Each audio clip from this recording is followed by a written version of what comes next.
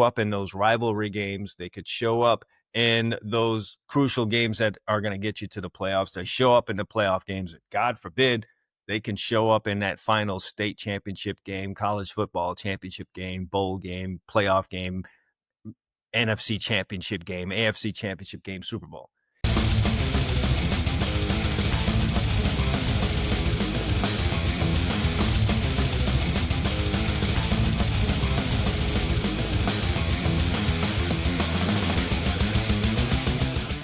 We've started into our season, right? So you did all of your off-season preparation and, you did your best to come into the season as a finished product because you want to start things off the right way. You want to have a good start to your season, and you also just want to have a great year. And so you focused a lot of your off-season activities in trying to make that happen, and you are now into your season.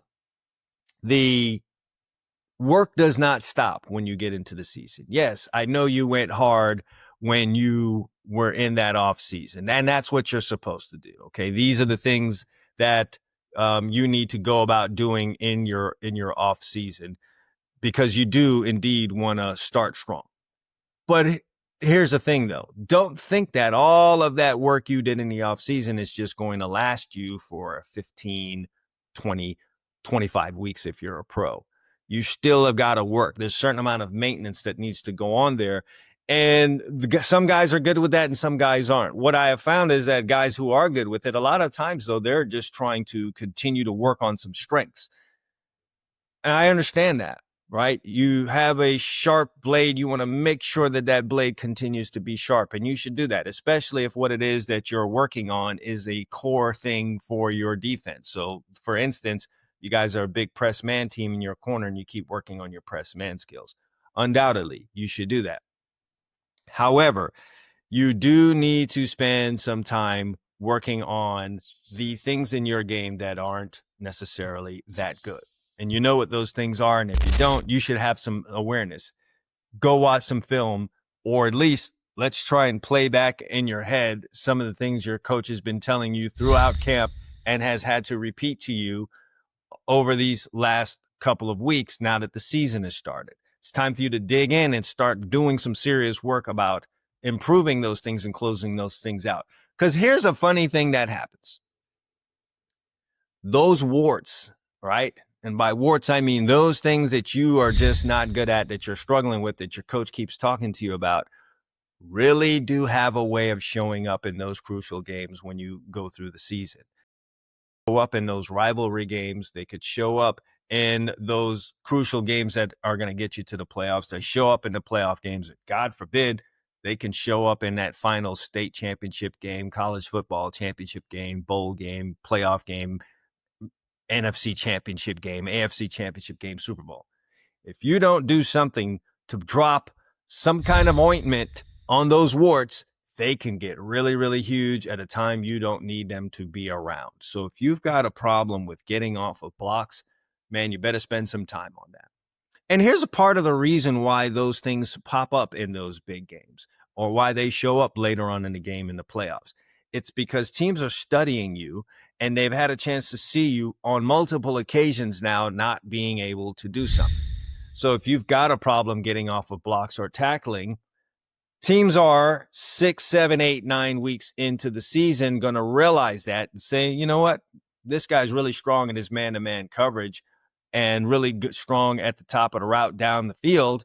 We need to attack him. How are we going to do that? Here we go. We've got 6, 7, 8 weeks of him not being able to get off of blocks or make tackles. So let's start formulating. Let's start running some of our screens, a good amount of our screens, to his direction. Let's run the toss play to his direction. He doesn't get off of blocks and he doesn't really make the tackle. So that's a chance for us to get a free 5, 7, 8, 9, 10, possibly 20, 30, 40 yards in his direction. So you're going to start seeing less of those things that you're strong at. They're going to stop maybe throwing the ball down the field in your direction as much if you've done a great job of breaking up passes or getting interceptions, and you're going to see a whole lot more of these things that you're not very good at. You can avoid such a situation by spending time pre-practice, post-practice, or even during practice, closing out those holes, getting some work on getting off of those blocks trying to perfect your tackling technique. Maybe you aren't able to go full speed in practice and tackling. There's no real live tackling. You don't take guys to the ground, whatever. Well, find a way to double down on your technique. Maybe you can't do it full speed. Maybe you got to hit a bag full speed. And we know the bag's not always the best thing. But let's start honing in on what that technique should look like. Using your near leg, using your near shoulder, wrapping up a limb. What am I going to do after I wrap up that limb? Am I going to turn, twist, get him down to the ground? Like really hone in on that. But close out the holes in your play. And you've got to start by taking a real evaluation and checklist of those things. Do you play the ball well in the air? Do you catch the football? Can you judge the flight of the ball? If you can't, you need to start hitting some blind ball drills, and you need to stay after practice and have a quarterback or someone who could throw the ball deep to you down the field. Judge the flight of the ball 30, 40, 50 yards down the field, locate it, and make a good catch. If you're a brand new coach and you've been thrusted into a job and you're kind of overwhelmed, I've got a great resource for you. The All Eyes DB Camp members area will get you up to speed so you can get your guys in the right position to make plays and make you look like an all-star coach. I've got everything in there from quizzes, coverages explained, technique breakdowns, strategy sessions, everything you need to ramp up your coaching ability and turn your guys into playmakers. Hit the link down below. Come join us in the All Eyes DB Camp members area. Greatness awaits you. Not only make the catch at its highest point, not trying to catch a ball in your chest, because you will not be catching balls in your chest if a receiver is right next to you. He's going to go up over you and take the ball off of your head before it has any time to get to your chest. So do I play the deep ball well? Do I catch with my hands? Or am I sound in those things? If not, get to work on that. Your press man coverage at the line of scrimmage. If that's not working, you got to get on top of that. Start working on developing your kick slide if you haven't already. How are you in off man coverage? What's your pedal like? Is that the problem? Does my cushion get closed a little bit too fast and I end up having to get out of that pedal, and then now I'm having to make very difficult breaks on very simple routes? If that's the case, you've got to stay after or pre-practice and really, really work on that pedal. 5 to 10 minutes of working on your pedal each and every day, you'll be surprised what kind of strides you can make in that department and how fast you can improve on that. And here's the thing with the pedal. Every little incremental gain that you make in that pedal is just going to result in better plays for you when you have to play that coverage. You're just going to start feeling more and more comfortable. A better pedal allows you to keep a better cushion, allows you to stay square stronger, allows you to get better breaks. One thing leads to another. The good pedal leads to all of these other good things coming afterwards. And so there's a lot of benefits to just improving that first part of it. How about getting out of those breaks? Have you been lax in that? Are you not very good? Do you slip often? Does it take a lot of steps? Close those things out, because you never know. 8, 9, 10 weeks down the way, you go up against a team that's running a lot of short and intermediate routes. And if you didn't close that hole, it could end up being a nightmare for you. A situation where you give up 10, 12 catches, 125 yards, allow drives to keep getting extended, to keep going at you on third down and 6, and they keep completing those and keeping the drive going. And now it seems like you were the major reason why your team lost a very crucial game late in the season. So you guys got to really break down your practices. If you have the ability to get out before practice, and you guys know what I'm talking about, maybe you cut down on some chatter or some little waste time in that locker room and you find a way to get yourself out there. Maybe you get your pads and everything laid out the day before or early in the day so you don't have to waste a lot of time with that after the meeting. So you can just get into your pads, get your stuff, and get out on the field a little sooner for a little extra 5 to 10 minutes of work. Or you stay after. You don't need to be the first guy into the locker room. You've got a little time, all right? Whoever your ride is will wait for you. You got a little time that you would have wasted otherwise if you didn't do it. That's where you find that time. The next thing is, Ben, is there some downtime in practice? There's a lot of times in practices where your starters are off the field and maybe there's a scout team out there or the twos are out there and you've got some time that you're just wasting off. It could be a good 5-10 minutes. It could be a special teams period that you're not involved in. Now, that's kind of rare for DBs because we're usually on all the special teams, but maybe you are.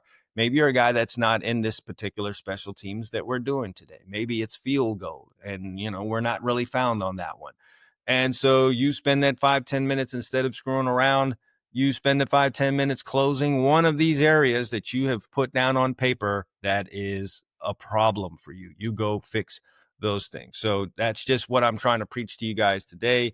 Let's make a detailed list of the areas where we need improvement. Let's develop a schedule on how we are going to go out and attack these areas and become improved in these areas so that they don't rear their ugly head at some point later on down in the season, and you become the reason why you didn't advance, you didn't make it to the playoffs, you got kicked out of the playoffs, et cetera, et cetera, et cetera. And you just continue to make yourself a better player. You just look more complete. So if you're an underclassman and you're starting to get some recruiting and from attention, just look that much better the next year. Because coaches, here's what happens also. Players might get some early interest, freshman, sophomore year, and then they start to relax and feel like, all right, well, I'm a prospect. I have arrived. Well, no, the coaches are just interested in you. They're fully aware that you've got 2-3 more years left to play. And what they definitely want to see is improvement. Some guys get caught up in thinking, well, I was just as good this year as I was last year, and I was just as good, as a junior as I was as a freshman. That's not good enough. The coaches, the college coaches, were interested in you because for a freshman, you looked good.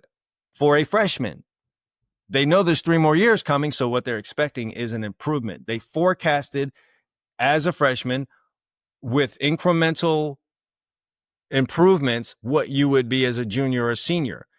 But if you, as a junior, look like you did as a freshman, you don't look good for a junior. You looked good for a freshman, but if you're still that player as a junior, well, then you're not that good.